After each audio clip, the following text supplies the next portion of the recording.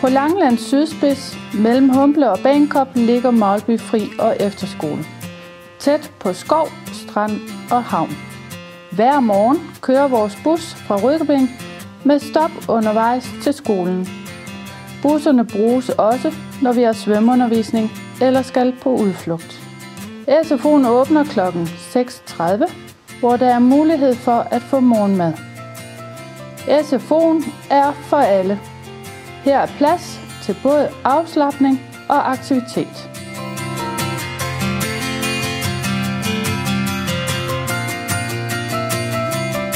Klasserne er små hold med maks 16 elever. Det giver tid til den enkelte, og der er plads til fordybelse.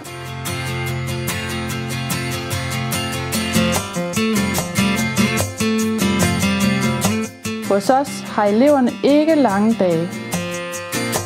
Vi slutter undervisningen senest kl. 14.10. Udenfor er der god plads til mange former for bevægelse.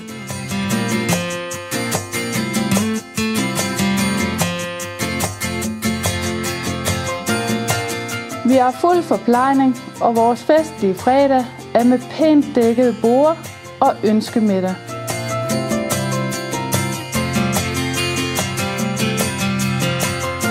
Vi har fokus på empati og bruger f.eks.